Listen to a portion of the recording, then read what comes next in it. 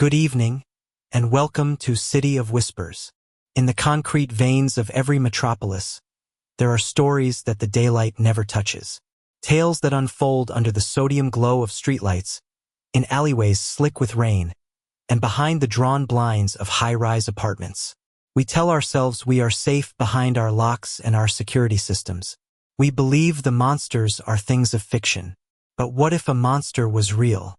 Not a creature of myth, but a man made of shadow and silence. A killer who doesn't need to break down your door, because he's already inside your mind. A phantom who watches you live, breathe, and sleep, learning your deepest fears long before you ever hear his footstep. Tonight, we take you deep into the heart of a city gripped by fear. We tell the story of a killer with no name and no face, an artist of terror whose canvas is the human soul. This is The Blade in the Shadows, the faceless killer who watched. If you appreciate stories that explore the darkness that lurks just beyond the light, make sure you subscribe to our channel and activate notifications. You won't want to be left alone in the dark for what's coming next. And now, let the rain fall and listen closely to the silence between the drops. Our story begins there. The rain in Viridia City was a constant, a baptism and a burial shroud all in one. It slicked the streets into rivers of fractured neon, washed the grime from the gargoyles of old bank buildings, and served as the city's perpetual, melancholic soundtrack. For Detective Mark Thorne, it was the sound of ghosts. He stood in the penthouse apartment of Julian Croft, a man who, 24 hours ago, had owned a significant portion of the city's skyline. Now, he didn't even own the breath in his lungs. The apartment was a monument to sterile perfection. White marble floors, minimalist furniture that cost more than Thorne's car, and a floor-to-ceiling window that offered a god's-eye view of the sprawling, rain-lashed metropolis below. The perfection was ruined by only two things: the body of Julian Croft, lying on an impossibly white rug, and the single dark red stain that blossomed from the center of his chest. "Talk to me, Izzy," Thorne said, his voice a low gravel that seemed to absorb the ambient light. He didn't look at his partner, Detective Isabella Rossi. His eyes were fixed on the scene, scanning, dissecting, looking for the single thread that was out of place. Izzy, younger, sharper, with eyes that moved as fast as the data streams on her tablet, tapped the screen with a stylus. "It's impossible, Mark. That's what it is. The ME puts time of death between 10 and midnight last night. Single stab wound direct to the heart. Weapon was something incredibly thin and sharp, non-serrated. No signs of a struggle. He was likely taken completely by surprise." Thorne grunted, finally tearing his gaze from the body to look at the apartment's entrance. "And the fortress?" "A fortress is exactly right," Izzy confirmed, swiping through schematics. "This entire floor is a smart home. The elevator requires a keycard and a biometric scan, which we have a record of Croft using at 7:32 p.m. last night. Alone. The door has a magnetic lock tied to the same system. No forced entry. No overrides logged in the system. The windows are 3-inch thick reinforced plexiglass. Sealed. The ventilation system is a closed loop with grates too small for a child to crawl through. According to the data, from the moment Julian Croft stepped onto this floor last night, he was sealed in a hermetic vault. A vault that, somehow, his killer was already inside. Thorne walked a slow, deliberate circle around the body. Croft was dressed in expensive silk pajamas. An open book lay face down on the floor beside him, as if it had slipped from his grasp. There was no overturned furniture, no scattered papers. It was a clean, quiet, utterly baffling execution. No prints, no fibers, no DNA other than the victims? Thorne asked, though he already knew the answer. Clean as a goddamn surgical theater. The forensics lead confirmed from the doorway. Whoever did this was a ghost. A ghost. The word hung in the air-conditioned chill of the room. Thorne walked to the massive window, placing his hands on the cool, unyielding surface. He stared down at the city, at the million points of light, the million stories unfolding in the rain. A killer who could walk through walls. A killer who left nothing behind but a body. It felt familiar. A cold, unwelcome echo from a part of his past he kept locked away. "There's something else," Izzy said, her voice dropping. She held up a leather-bound journal they had found on the nightstand. "It's Croft's personal log. The last few entries are unsettling." Thorne took the journal. Croft's handwriting was an arrogant, powerful scrawl, the handwriting of a man used to signing multi-million-dollar checks. But the last few pages were different. The writing was smaller, tighter, jagged with paranoia. October 17th. "I have the distinct and unshakable feeling that I am being watched. It's absurd. I'm 48 floors up. My security is state-of-the-art. But I feel it, an eye on the back of my neck. Sometimes, in the reflection of the window at night, I think I see a shape standing behind me, just for a second. When I turn, there's nothing there. Stress. It must be stress." October 19th. "It's not stress. The feeling is constant now. It's in my office, in my car. It's here in my home. It's like a pressure in the air. I had my security team do a full sweep. They found nothing. They think I'm losing my mind. Am I?" October 21st, the last entry. "I saw him tonight. Not a reflection. I was in the elevator, and just as the doors closed, I saw a man standing at the far end of the lobby, by the shadows of the pillars. He wasn't looking at me. He was just there. He was tall, dressed in dark clothes. I couldn't see his face. It was like his face was made of shadow. The doors closed, and I came up here and locked everything down. I know he's not in here. It's impossible. But I can feel him. He's watching me right now. He's close. Oh God, he's so close." Thorne closed the journal, a cold dread seeping into his bones. This wasn't just a murder. It was a psychological masterpiece. The killer hadn't just entered Croft's impenetrable fortress. He had lived in his head for days, maybe weeks, before striking. He had made his victim a prisoner in his own mind before making him a corpse in his own home. He fed on fear. The media, desperate for a name, dubbed the killer the Wraith. It was a fitting title. He was an intangible, invisible force of death. The city, which was usually inured to violence, was captivated and terrified. A killer who could get to the richest and most protected man in the city could get to anyone. Locks were meaningless. Alarms were a joke. For the next week, Thorne and Izzy chased ghosts. They dug into Croft's life, a sordid history of hostile takeovers, ruined rivals, and betrayed partners. The list of people who wanted Julian Croft dead was longer than the Viridia City phone book. But none of them had the phantom-like skills to pull this off. They interviewed ex-wives, furious former employees, and business rivals. They found rage, hatred, and greed, but no credible leads. Every path led to a dead end, a brick wall of impossibility. The pressure from the commissioner's office was immense.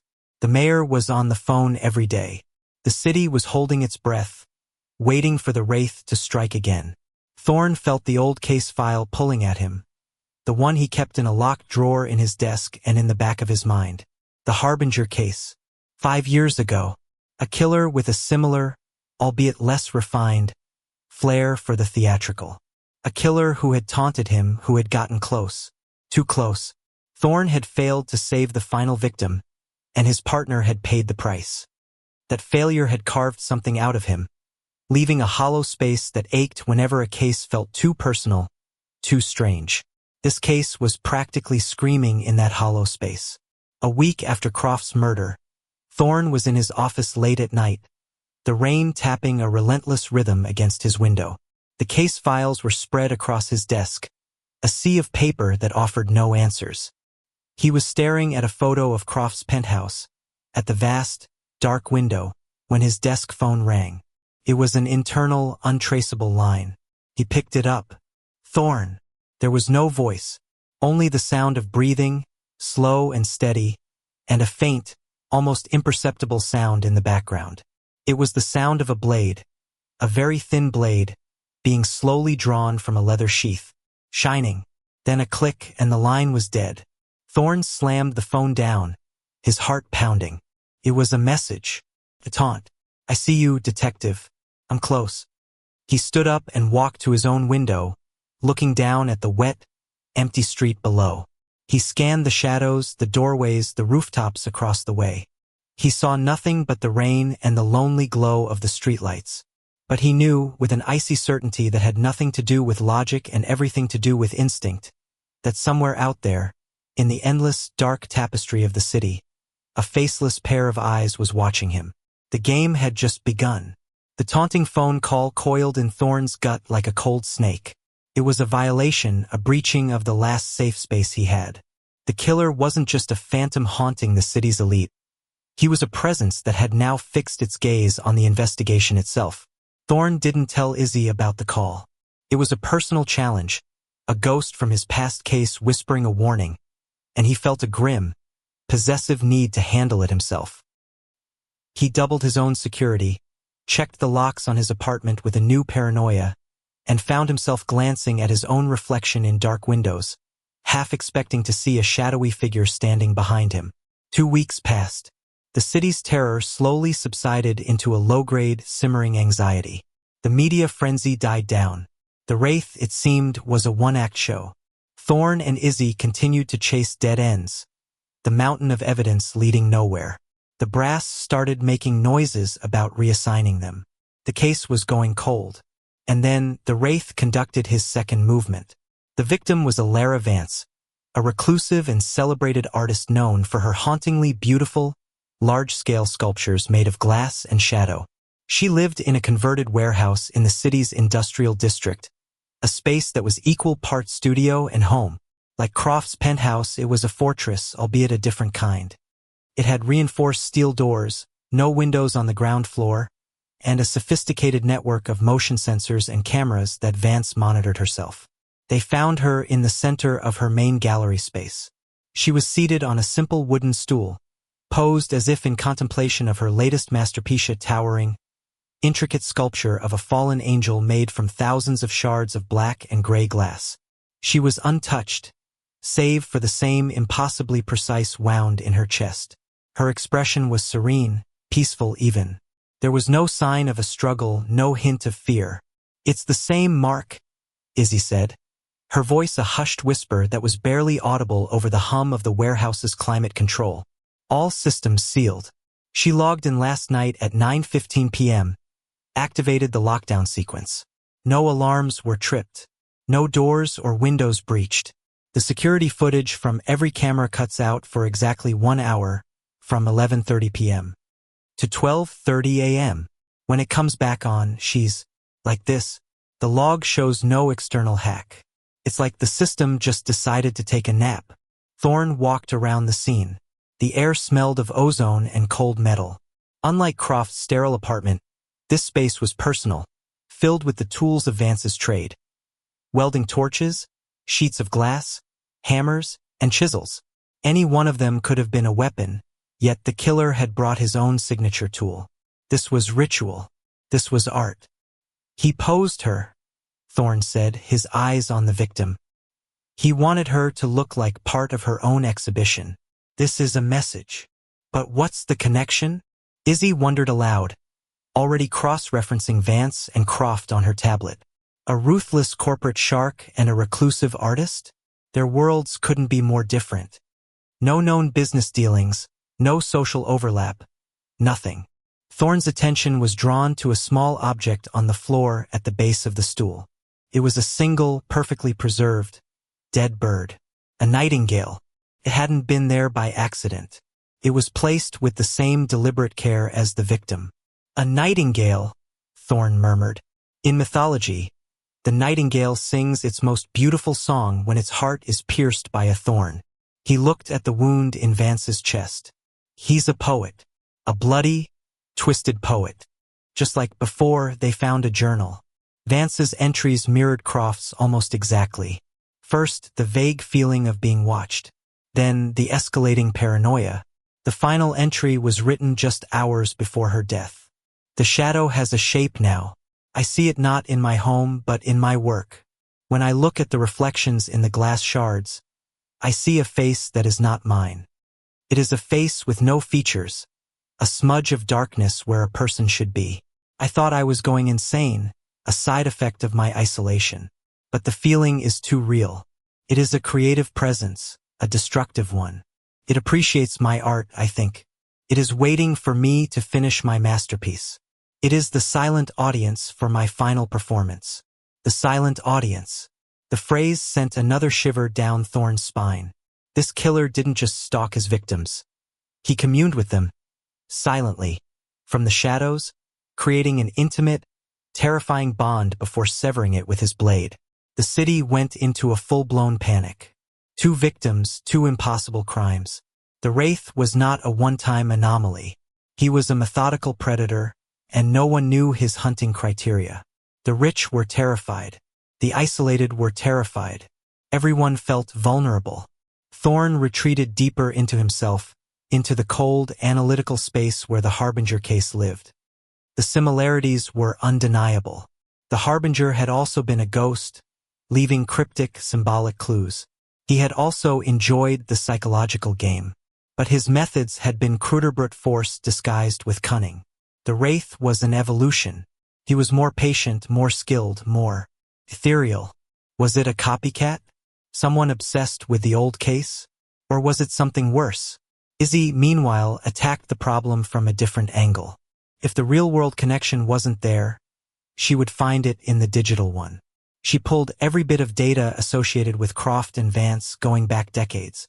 Financial records, public appointments, old emails, digital archives of city records.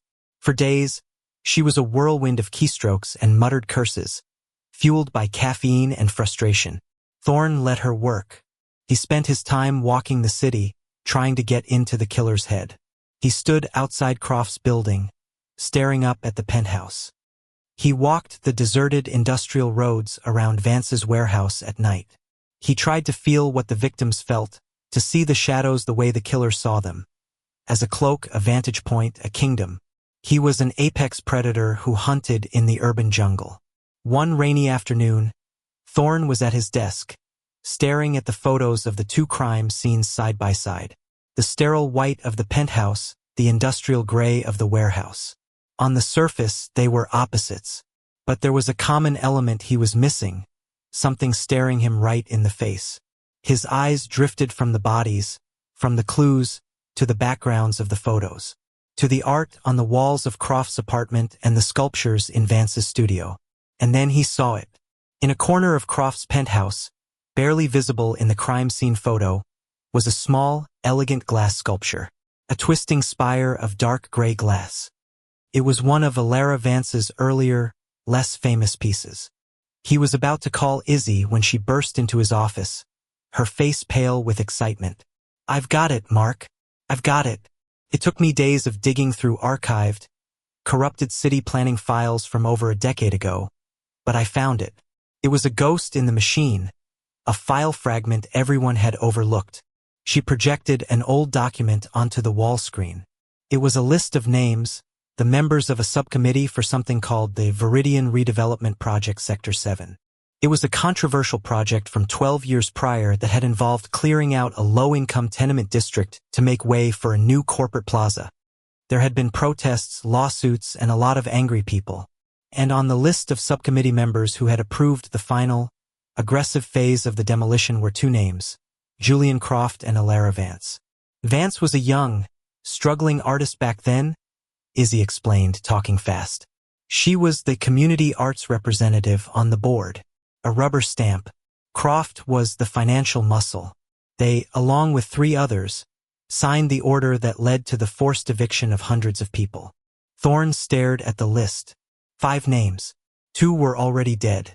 "Get me the names and current locations of the other 3, Thorne said, his voice grim. Now.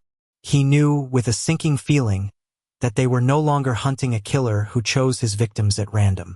They were in a race against a ghost who was meticulously, patiently, and artistically exacting a decade-old revenge.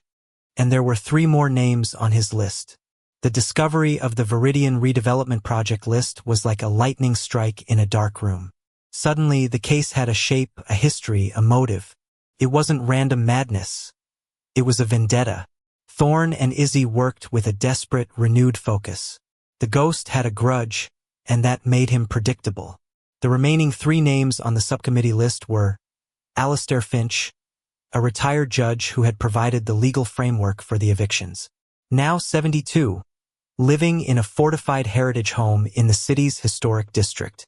Bartholomew Crane, the former city councilman who had pushed the project through, silencing public dissent, now a high-priced lobbyist, constantly surrounded by security. Anaya Sharma, the project's chief architect, the woman who had designed the gleaming corporate towers that now stood on the ruins of the old tenements.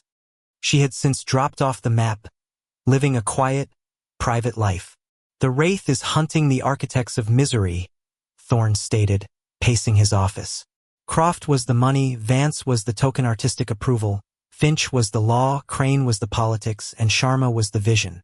He's taking them apart, piece by piece. Their immediate priority was to protect the survivors. Finch and Crane were alerted. Both men, powerful and arrogant, initially scoffed at the idea that some decade-old political decision had put a target on their backs. The mention of Croft and Vance's gruesome, impossible murders quickly changed their tone. Finch barricaded himself in his home with private security. Crane moved into a panic room in his downtown office, surrounded by a small army of ex-military guards. They seemed safe, but Thorne knew they were underestimating their opponent. The Wraith didn't care about guards or barricades. He operated on a different plane. Izzy focused on finding Anaya Sharma and digging into the history of the Sector 7 demolition. The story she uncovered was a dark, ugly chapter in the city's history. The evictions had been brutal. Families who had lived there for generations were cast out with minimal compensation. There were fierce protests, and the police response had been heavy-handed. The climax of the tragedy was a fire, a suspicious, fast-moving fire that had consumed one of the largest tenement buildings the night before the final demolition was scheduled. The official report called it an accident, faulty wiring. But the residents claimed it was arson, a way to clear out the last, most stubborn holdouts. 14 people died in that fire. "I'm betting our killer was either in that fire or lost someone they loved in it," Izzy said, her face grim as she scrolled through the list of victims. The entire tragedy was swept under the rug by the city. No one was ever held accountable. While Izzy dug into the past, Thorne focused on the present. He chose to station himself near Alastair Finch's home. The judge's house was a fortress of old brick and new technology, a perfect blend of the 2 previous crime scenes. Thorne felt instinctively that Finch, the symbol of perverted justice, would be the next target. For 2 days, nothing happened. The city remained on edge. Finch stayed locked inside, his security team reporting nothing out of the ordinary. Thorne and a small team of plainclothes officers kept a vigilant, round-the-clock watch from unmarked cars and adjacent buildings. The rain fell, and the silence stretched on, tightening Thorne's nerves. The attack came on the 3rd night. It didn't come with a frontal assault, but with the subtle, insidious precision of a master puppeteer. At 11:28 p.m., the entire district plunged into darkness. A localized power outage. Backup generators at the judge's house kicked in immediately, but in that brief, 2-second gap of absolute blackness, the chaos began. Police radios crackled with reports of triggered alarms from a dozen nearby buildings. Traffic lights went haywire, causing a multi-car pileup at the end of the street, blocking any immediate backup. It was a coordinated, city-level attack designed to isolate one single house.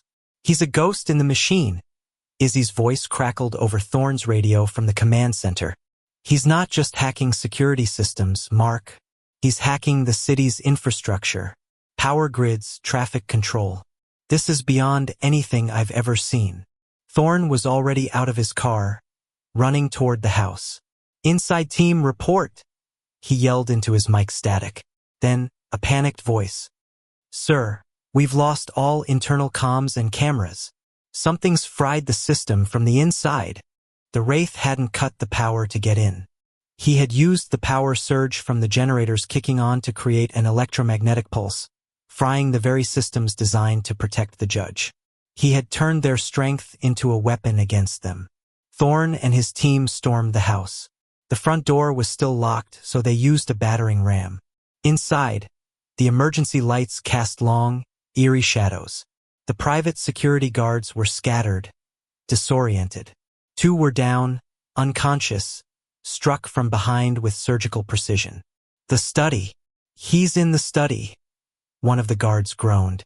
Thorne raced down the hallway, his heart pounding a frantic rhythm against his ribs. He kicked open the heavy oak door of the study. The room was dark, save for a single desk lamp that cast a pool of light on Judge Finch, who was slumped in his high-backed leather chair. He was alive, but his eyes were wide with a terror that went beyond the fear of death. Standing behind him, a hand holding a thin, gleaming blade to the judge's throat, was a figure. Tall, lean, and dressed in seamless dark fatigues that seemed to drink the light. Thorne raised his weapon, but it was the face that made him freeze. It was covered by a smooth, matte black mask, completely featureless. No eyes, no mouth, just a void. It was the faceless man from Croft's journal, the smudge of darkness from Vance's visions. The figure didn't speak. He simply tilted his head, a gesture of calm, analytical curiosity. In his other hand, he held a small electronic device. With a click of a button, every screen in the room, the TV, the computer monitor, Finch's tablet flickered to life. They all showed the same thing. A live feed from a camera inside Bartholomew Crane's panic room, miles away. Crane was on the floor, gasping for air. The feed showed the room's oxygen levels dropping rapidly. The Wraith had been in 2 places at once. He had sent a signal, a virus, that had initiated a lockdown and air purge of Crane's panic room while he was here, dealing with the judge. It was a checkmate. Save the man in front of him and the man across town dies. The faceless killer made a subtle gesture with the blade, a silent command for Thorne to lower his weapon. Thorne hesitated, his mind racing. He saw the Harbinger case flash before his eyes, the final victim, the choice he made, the partner he lost. He couldn't lose again. He slowly lowered his gun. The figure gave a slight, almost imperceptible nod. He pressed another button on his device, and the feed of Crane's panic room showed the oxygen levels stabilizing. He had spared him. This wasn't about the body count. It was about the message. Then, with a speed that was almost too fast to see, he moved. He didn't run for the door. He crossed the room to the large bay window behind the desk, the one that overlooked a sheer 3-story drop to the stone patio below. He pressed something on the window frame, and with a hiss of hydraulics, a section of the reinforced glass slid open. It wasn't a door. It was a custom-installed, hidden emergency exit. He had known about it. He had known everything. He paused for a fraction of a second at the precipice, turning his blank, featureless face toward Thorne. He lifted a single finger, a gesture of admonishment, a silent tut-tut, before melting backward into the rain and the night. By the time Thorne reached the window, he was gone, vanished without a sound, leaving nothing behind but the cool night air, the scent of rain, and a terrified, whimpering old man. Later, as the chaos subsided, Thorne stood in his own apartment, dripping rainwater onto the floor. He felt a profound chill, a sense of violation that went deeper than before. The killer had spared Finch and Crane, but only to prolong their terror. He had outmaneuvered and humiliated the entire police force. And he had revealed that his knowledge of his victims was impossibly intimate, right down to the secret blueprints of their homes. Thorne caught his reflection in the dark living room window. For a terrifying, heart-stopping moment, he saw the blank, black mask of the Wraith looking back at him from behind his own shoulder. He spun around, his hand instinctively going to his weapon. There was nothing there. It was a trick of the light, a phantom of his exhausted mind. But then he saw it. On the small table by his door, where he dropped his keys every night, sat a single dead nightingale. He hadn't been a reflection. He had been here. In Thorne's home, the hunter had now officially become the hunted. The nightingale in his apartment was a declaration of war. The Wraith had shattered the last barrier between the case and Thorne's life. He was no longer just the investigator. He was a piece on the board, and the killer was moving him with chilling precision. Sleep offered no escape. Thorne was haunted by dreams of blank, featureless masks and the faint, cold scent of ozone. He felt a constant, prickling awareness, the sensation of being watched tracking him from his apartment to his office and back again. The city's most feared phantom had made Thorn his sole audience. Izzy saw the change in him. The weariness in his eyes had been replaced by a feverish, dangerous intensity. She worked with a similar fervor, knowing they were in the final act. Her search was no longer for the killer, but for the final victim, Anaya Sharma, the architect. And after days of chasing digital ghosts through encrypted databases and old, archived records, she found her. Sharma had changed her name, moved to a quiet, isolated home on the city's coast, and was living as a recluse named Lena Petrova. She knew Mark, Izzy said, pointing to the screen. She cashed out, erased her identity, and ran the year after the Sector 7 fire. She was running from this. She knew someone would come for them one day. They now had the final piece of the puzzle. The endgame would take place at Sharma's coastal home. But Thorn knew a direct approach was pointless. The Wraith would be watching them, anticipating their every move. A frontal assault with a SWAT team would only result in a bloodbath, likely with Sharma as the first casualty. "We can't beat him at his own game," Thorn told Izzy, his voice low and determined. "He's a better ghost than we are, so we have to change the game. We have to make it personal. He's been watching me, studying me. Let's give him something to look at." Thorn's plan was a dangerous gambit. He would go to Sharma's house alone. No visible backup. He would make himself the bait, drawing the killer into a direct confrontation. Izzy would coordinate a hidden tactical team, using thermal imaging and seismic sensors to monitor the house from a distance, moving in only on Thorn's signal. The drive to the coast was tense. The city's neon glow gave way to the dark, churning gray of the ocean. Sharma's house was a modern marvel of glass and steel, perched precariously on a cliffside, a beautiful cage exposed to the elements. Thorn approached the house, his hand on his weapon, every sense screaming. He found Sharma in her studio, a vast, glass-walled room overlooking the storm-tossed sea. She was an older woman now, her face etched with a fear that had been her constant companion for 12 years. "You're the detective," she said, her voice trembling. "I knew you'd come. Is he with you?" "He's close," Thorn said simply. "I need you to trust me." As they spoke, the lights flickered and died. The house's electronics went haywire, the signature of the Wraith's arrival.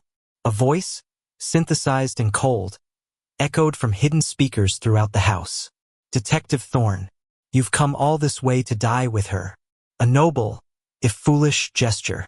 Show yourself," Thorn shouted into the darkness. "This is between you and me now. The others are protected. It's over." A low, humorless laugh echoed through the house. "Over? Detective, it's only over when the canvas is complete. And you are the final, finishing stroke." The voice was a distraction. Thorn felt a subtle shift in the air behind him and spun around, firing 2 shots into the darkness. A shadowy figure dodged with an inhuman, fluid grace. The fight was on. It was a brutal ballet in the shadows, a battle of close-quarters combat. The Wraith was preternaturally fast and silent, his movements efficient and deadly. He fought not with rage, but with a cold, detached purpose. Thorn fought with the desperate grit of a man with nothing left to lose. He managed to tear the mask from the killer's face. In the faint emergency lighting, he saw him for the first time. He was young, no older than 25, with intelligent, haunted eyes and a face that was a roadmap of old scars along one sideburn scars. "The fire," Thorn breathed, understanding everything. "You were one of the survivors." "I was the only survivor from my family," the young man snarled, his voice no longer synthesized but raw with a pain that had festered for 12 years. His name was Kalen, and his parents and sister had died in the tenement fire. He had been just a boy, a tech prodigy who had watched his world burn because of the greed of 5 people. They called it an accident. I was there. I heard the men who set the blaze. I saw them walk away, laughing, and I saw the names on the demolition order they left behind. Your justice system buried the truth. So I became my own. He had spent the next decade erasing his own existence, honing his skills, turning himself into a ghost, an instrument of vengeance. He had studied his targets, learned their secrets, their fears, and he had studied Thorn, seeing in him a kindred spirit, a man also haunted by a past failure of justice. The Harbinger case. I know about your failure, Thorn, Kalen hissed, pressing his attack. The partner you couldn't save. I'm offering you a chance to be on the right side of justice this time. Let me finish this. Let me give them the ending they deserve. This was the ultimate test. Kalen wasn't just trying to kill him. He was trying to convert him, to make Thorn see the world through his own fractured, vengeful eyes. For a split second, looking at the righteous fury in the young man's face, Thorn felt a flicker of understanding, of empathy. He saw the corrupt system that had failed this boy, but he also saw the ghost of his old partner, the memory of the line he had sworn never to cross again. I'm not you, Thorn growled, parrying a knife thrust. He threw himself forward, not aiming to kill, but to incapacitate. The fight took them crashing through the glass wall of the studio, out onto the rain-slicked balcony overlooking the raging sea below. As they wrestled on the edge of the cliff, Kalen made a final, desperate move, plunging his blade toward Thorn's heart. Thorn twisted, the blade slicing through his side, pain exploding through him. But the move left Kalen overextended. Thorn used his last ounce of strength to slam the killer against the railing. It buckled, and for a horrible second, they both teetered on the brink. Thorn locked his eyes on Kalen's. It's over, he gasped. He pulled Kalen back from the edge as Izzy and the tactical team stormed the balcony, their lights cutting through the darkness. The aftermath was quiet. Kalen, wounded and defeated, was taken into custody, his reign as the Wraith finally at an end. Anaya Sharma was safe. The case was closed. Weeks later, Thorn stood at his office window, a fresh set of scars on his side, watching the familiar rain wash over Viridia City. The Wraith was gone, but the ghosts he had stirred remained. He had captured the killer, but he couldn't fix the broken system that had created him. Justice had been served, but it felt incomplete, morally gray.